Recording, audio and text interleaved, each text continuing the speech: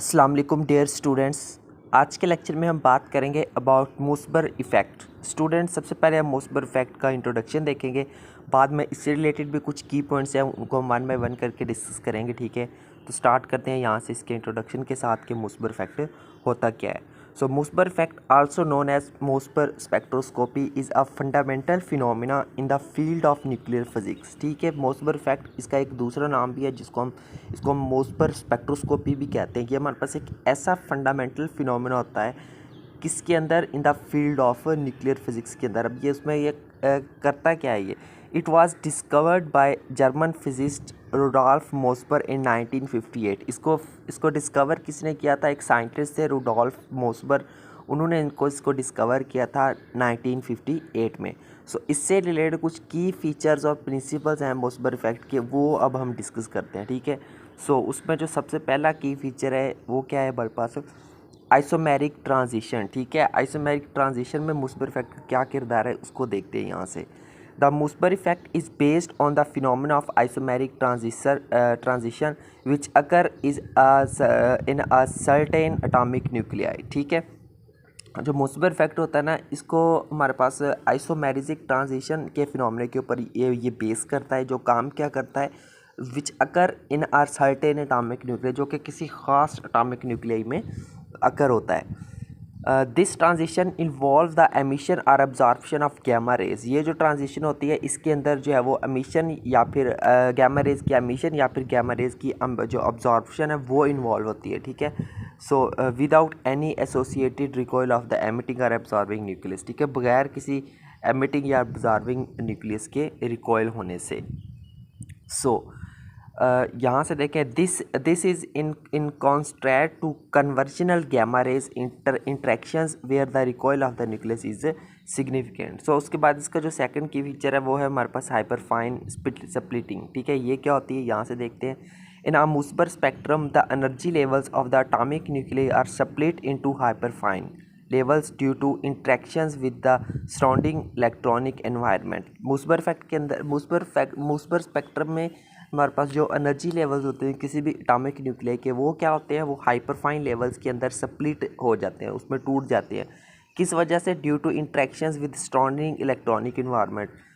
अपने सराउंडिंग उसके इर्द गिर्द जो इलेक्ट्रॉनिक इन्वायरमेंट बना हुआ है उसके साथ इंट्रैक्शंस की वजह से। These interactions give rise to energy differences in the nuclear states. ये जो इंट्रैक्शंस हैं ये क्या करती हैं? उन एनर्जी डिफरेंसेस को राइज देती हैं, यानी कि उनको और ऊपर लेके जाती हैं इन द न्यूक्लियर स्टेट्स के अंदर। दैट यहाँ से देखें, that can be proved with high precision.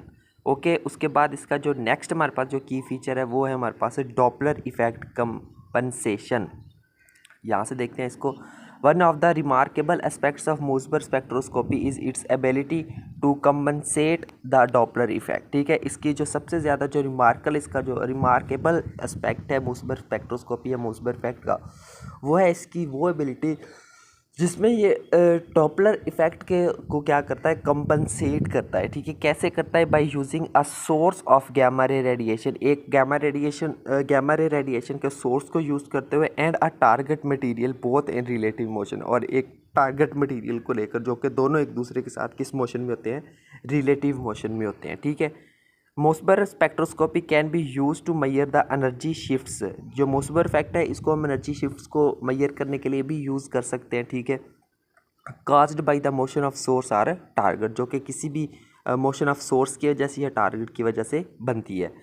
This allow for the high precise measurement of the energy levels for the atomic level. इससे क्या होता है कि जो एटॉमिक लेवल के जो हाई एनर्जी लेवल्स हैं, ठीक है, वो उनकी बिल्कुल प्रिसाइजली मेजरमेंट हम कर पाते हैं। ठीक है, तो ये था इसका मोसबर इफेक्ट में इसका किरदार, डॉपलर इफेक्ट में इसका किरदार। लास्ट पे इसकी कुछ एप्लीकेशंस को देख लेते हैं। ठीक है, तो ये यहाँ से देखते हैं। Mossbauer effect is widely used in various scientific field, यानी कि बहुत सारे साइंटिफिक फील्ड्स में इसका जो है वो बहुत ज़्यादा इस्तेमाल किया जाता है। ठीक है, वो कौन कौन से हो सकते हैं? Including physics, chemistry, material science, geology and biology, जिसके अंदर फिजिक्स भी है, केमिस्ट्री भी है, मटेरियल साइंस में भी इस्तेमाल होता है, जियोलॉजी और बायोलॉजी के अंदर भी इसको वाइडली इस्तेमाल किया जाता है। It provides invaluable information about the chemical and the structure properties of materials. ये क्या करता है? ये जो काफ़ी सारे मटेरियल्स की स्ट्रक्चर प्रॉपर्टीज़ और उनकी केमिकल प्रॉपर्टीज़ के बारे में हमें बहुत वैल्यूएबल इंफॉर्मेशन प्रोवाइड करता है। एज द ऑक्सीडेशन स्टेट, अब उन प्रॉपर्टीज़ में कौन कौन सी वो हो सकती है, ऑक्सीडेशन स्टेट हो सकती है, ठीक है, केमिकल एनवायरनमेंट उसका हो सकता है, लेटरल वाइब्रेशंस हो सकती हैं and magnetic interactions of the nucleus, और न्यूक्लियस की जो मैग्नेटिक इंट्रैक्शंस होती हैं वो भी इसमें शामिल हो सकती हैं, ठीक है। तो ये आप इसकी एप्लीकेशंस में लिख सकते हैं, ठीक है स्टूडेंट। तो यह था हमारा आज का लेक्चर जिसके अंदर हमने डिस्कस किया है मूसबर फैक्ट को। उम्मीद करता हूँ आपको आज का लेक्चर अच्छे से समझ आया होगा, ठीक है। तो मूसबर फैक्ट के लिए बस इतने काफ़ी है। तो मिलते हैं नेक्स्ट लेक्चर में किसी और टॉपिक के साथ, तब तक के लिए टेक केयर एंड अल्लाह हाफिज़।